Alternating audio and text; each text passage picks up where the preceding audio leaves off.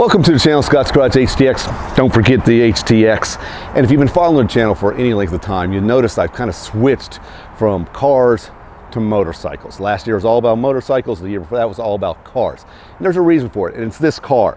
It's really not the car's fault, but what happened about a year ago, somebody tried to steal this car, and they really messed it up in the process. The battery is out of it, and they put the battery back in, they switched the polarity of the battery, and they fried a bunch of electrical parts. Then when that didn't work, they got underneath the dash and started ripping wires out just haphazardly. I can't explain people, oh well. But it bummed me out. I started sulking about it, and I just kind of switched to motorcycles at that time. But this car is special. It's fun and sexy, and I like those two things. And it keeps on pulling me back in. This is the car that pulls me back in the cars. So after replacing a bunch of amps, alternators, and blend door actuators underneath the dash, try to find this piece, for goodness sakes. It's back. It's not totally finished, but it's running, it's strong, it's as strong as it's ever been. And besides this car being special, it's a car of a bunch of onlys. Let me explain that. The most obvious only about this car is the rotary engine, the little engine that could, basically. The German engineer that designed this engine didn't make his money off of producing the engine. He made his money off selling the licensing. And everybody wanted a piece of it because they are too afraid that the technology would run away from them and they wouldn't have a license to produce the engine. Even the midship concept Corvette in the 1970s was designed to have a Wankel rotary motor in it at first. Now Mazda, they're a little company that likes to think of things differently. They decided to take the rotary engine and perfect it. They did so with the Cosmo at first in the late 60s to the 70s. How viable that was for the road? Well, it was on the road. Didn't sell too many of them, but it was still a pretty cool Jetson looking car that had a rotary engine in it.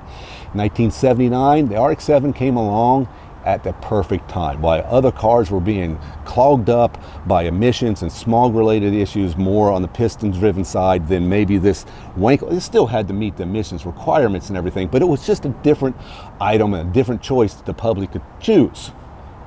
Now, they decided to perfect this as they went on. I think the first was a 12A 1.1 rotary motor, and then when you got into the 1985, you could get a 13B, which was, I think 1985 is the right year for the 13B, which is a 1.3 liter.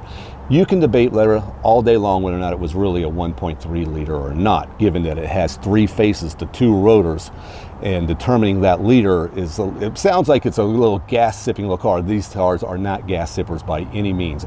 This car, think of it advertised 17 in the city, 23 on the highway.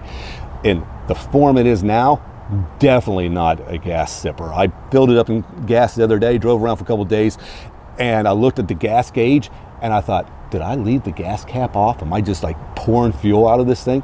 Nope, it's just sucks some fuel mileage. But they particularly decided to go further and further. They started with the FB, which is a great car, love that car, had an 85 myself, and then they decided to go and be a Porsche. That really, in my opinion, hurt the brand. Even if you go look at some of the Car and Driver and some of the editorials on the car at that time, it was just, they didn't get a lot of praise for copying the 944 on the FC. So come around after the FC, they did the FD, and then it seemed like the gloves were off. Basically, they wanted to make a race car for the street. Yeah, kind of. And that's the reason the guy who designed the FD was also head of their racing department. And lightweight was what they wanted to do. So they were able to produce, with a twin turbo 1.3 liter motor, 255 horsepower. And it stunk everybody up, basically. It was a fast little critter. But it didn't sell very well, did it? Now that's a little odd, isn't it? Given Mazda just came off wins at Le Mans, first Japanese company to win outright at Le Mans. The automotive press praised this car, absolutely loved it. It had almost 1,000-pound advantage over all its competitors. Mark IV, Corvette. So at 255 horsepower in a 2,900-pound car, like I said, it would definitely scoot. Wishbone suspension all the way around. amenities galore. It was a nice car. Let me show you something about this car too. The driving experience was phenomenal, and they praised that on all the automotive press. I'm going to round this out. I'm sure somebody's going to correct me saying that the wheelbase is different, but let's just say, you know, 102, somewhere around there is the wheelbase on this car, give or take a little. Well, look at where the steering wheel sits on this car. Right about 54 inches. Your butt sits somewhere in between that, a little bit beyond. What that allows you to do is when you're going through corners on this car, the car turns around you. You're at the pivot point, especially at the steering wheel. You can see these fenders and you know exactly where these front tires are. The driving experience is outstanding. The little motor that I mentioned, basically those twin turbos, it's a sequential turbo. Did it work? Well, it had a rat's nest of hoses underneath there, and we'll get to the problem with those, that allowed one turbo to run up to about 4,000 RPM, and then both turbos kicked in after that. What really happened, it was supposed to be seamless, but what really happened, I experienced this too, about 4,000 RPM, you basically get a dump in power, and then it kicks in, and you're like, oh, there it is right there. Not the safest thing through corners, but just the same, keep the RPMs up. If you're running through the twisties, don't let it go below 4,000 RPM. That's the trick. Another only about this car is it has a light on the console that tells you it's melting. That's right, exhaust system overheating. You know, this thing, the exhaust system, the thing that's supposed to take all the heat, will melt on you. Now there is a reason for that. Basically, piston-driven engines have a heat stroke for every 4 cycles or every 4 strokes. This has a heat stroke for every rotation of each rotor, and it creates an immense amount of heat.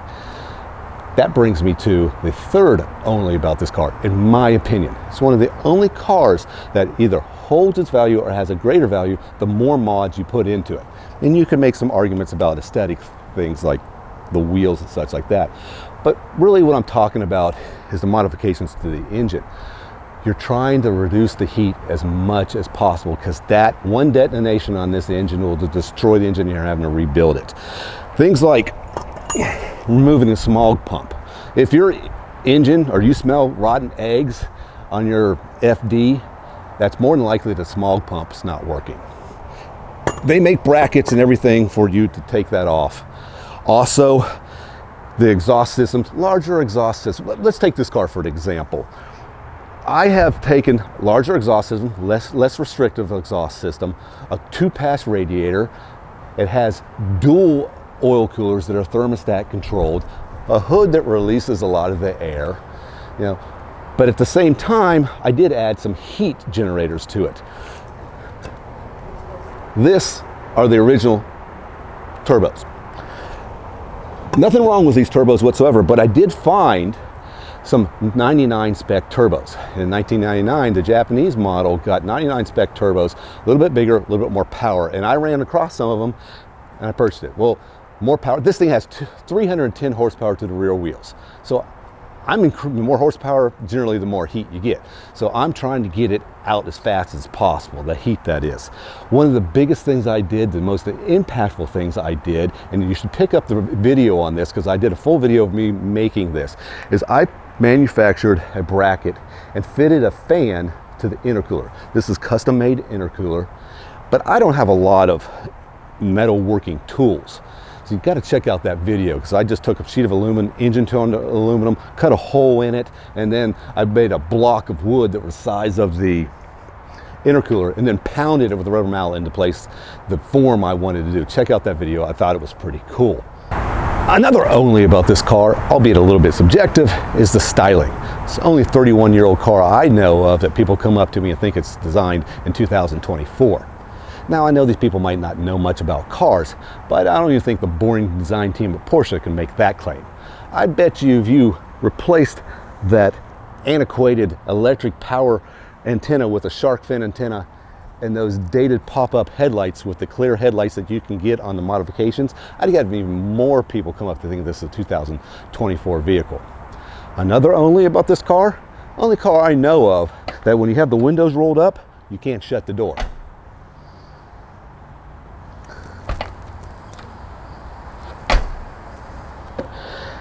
And that's just strange.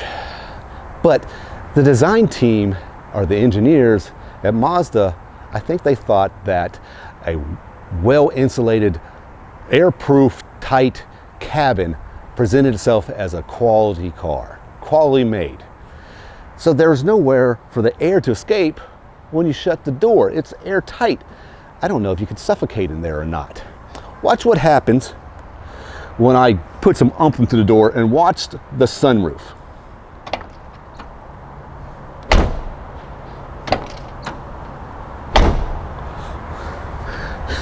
It goes through the sunroof. It's the only place it can go. Now, that's weird because everything else in the car, especially the plastics, are not that much quality. It's not like they feel bad or anything. It's just that they're not really placed in there well. And a lot of people, if you own an FD, you know firsthand that if you've got good door cards in there, the last thing you do is shut that door with that door card handle right there. You do not do that because there's only so many fittings behind the door card with screws that hold that door card on and support this piece right here. And the plastic's pretty cheap to begin with. And they break, and they don't make those anymore. So what do? Well, you get in the car,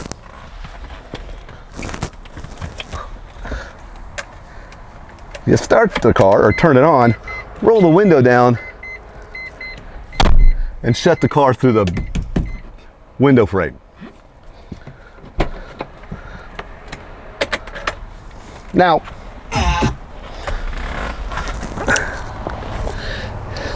there's other items in there too. When this car was new, it rattled like a 60s or 70s Corvette just because it just wasn't placed in there very well. So yeah, this car has its idiosyncrasies. It'll melt on you. It has a rat's nest of vacuum lines. It can overheat and blow up on you in a moment's notice. But all of this is overshadowed by the driving experience. Sitting in this leather seat's like sitting in my high school baseball glove. The steering wheel is a perfect size. Once I'm in it, it fits me. The shifter, this is the company that makes the shifter for the Miata. Come on now. It's great. I love it. Welcome back, little girl. That's all I've got for you today. You guys keep on keeping on. We'll catch you next time.